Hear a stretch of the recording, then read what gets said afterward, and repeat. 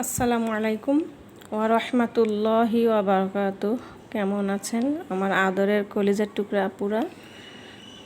সবাইকে আল্লাহ যেন ভালো রাখেন ও সুস্থ থাকতে পারেন ও হেফাজতে রাখেন আল্লাহ পাক, সব সময় এই দোয়াই করছি এবং আপনাদের দোয়া আশীর্বাদে আমিও ভালো আছি আলহামদুলিল্লাহ, আল্লাহর কাছে শুকরিয়া।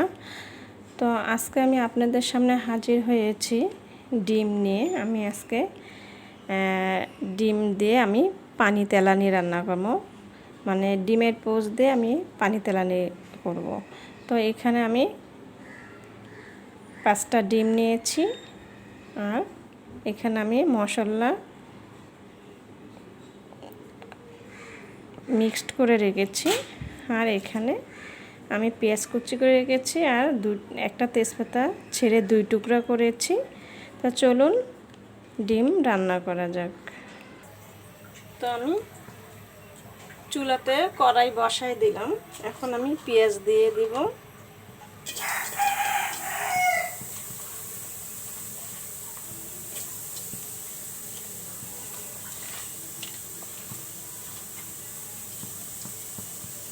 আমি তেজপাতা 2টাও দিয়ে দিচ্ছি, দিয়ে দেব এখন সরিষার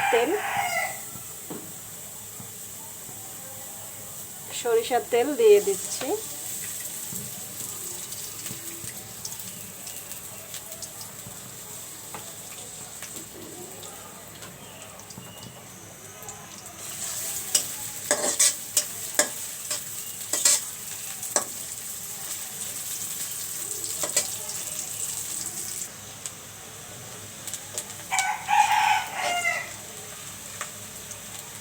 আমি এখন মশলাগুলো দিয়ে দিচ্ছি, আমি মিক্সড করে রেখেছি, দিয়ে দিলাম। এখন আমি এগুলো একটু কষিয়ে নিব মশলাগুলো। মশলা কষানো হয়ে গেছে, আমি এখন এখানে পানি দিয়ে দিব।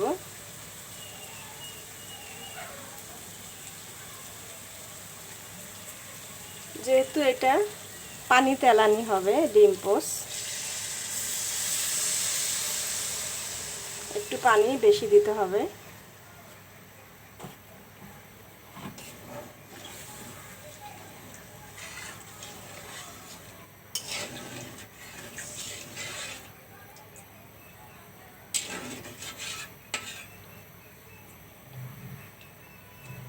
আমি একটু বলক উঠিয়ে নেব।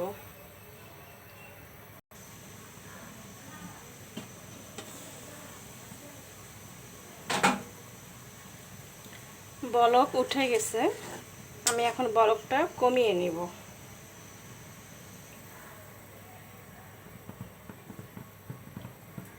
খুবই আস্তে আস্তে এখন আমি চুলার আঁচটা দিব, না হলে হবে না। আমি দেখুন বলকটা কমে গেছে, আমি চুলার আঁচটা আমি কমিয়ে দিয়েছি। এখন আমি একটা করে ডিম আমি ভেঙে দিব, যেইভাবে ডিম পোচ করে সেইভাবে আমি দিয়ে দিচ্ছি।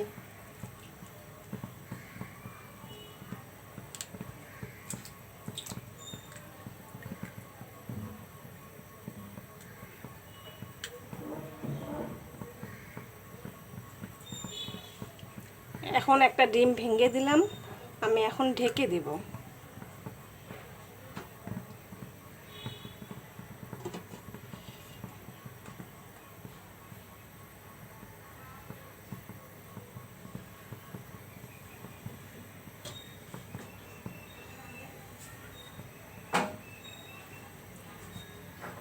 দেখুন আমি একটা ডিম ভেঙে দিয়েছি, এই যে হয়ে গেছে, দেখতে পাচ্ছেন। এখন এইটা আমি একটু সরিয়ে রাখবো, রেখে আমি এখন এখানে আরেকটা ডিম ভেঙে দেব, ঠিক যেইভাবে আমি প্রথমে দিয়েছি ওইভাবেই।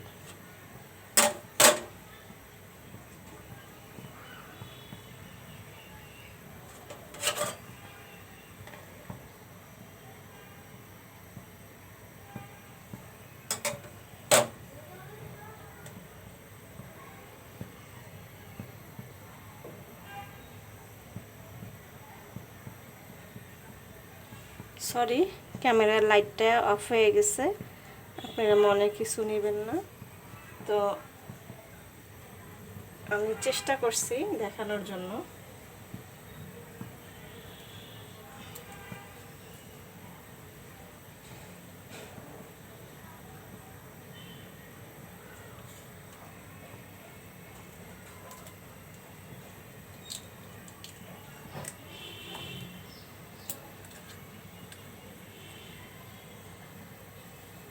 এখন আরেকটা ডিম দিয়ে দিলাম, আমি এখন ঢেকে দিব।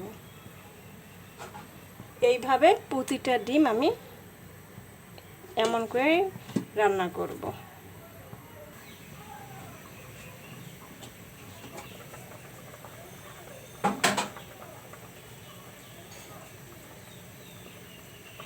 তো দেখুন আমার ডিম পোস্ট পানি তেলানিটা হয়ে গেছে, পুরতিটা হয়ে গেছে। এই দেখুন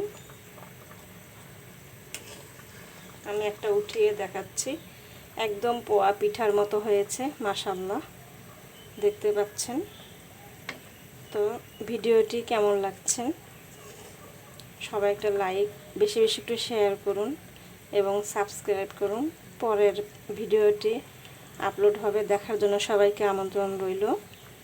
তো আমি এখন নামিয়ে নিব। নামিয়ে নিলাম ডিম পোস্টের পানি বাগার।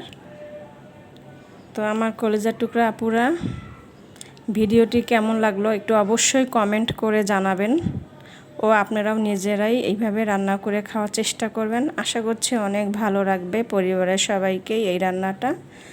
তো সবাই ভালো থাকুন ও সুস্থ থাকুন, এই দোয়া কামনা করে রেখে দিচ্ছি। আসসালামু আলাইকুম ওয়া রাহমাতুল্লাহি ওয়া বারাকাতুহু। আল্লাহ হাফেজ।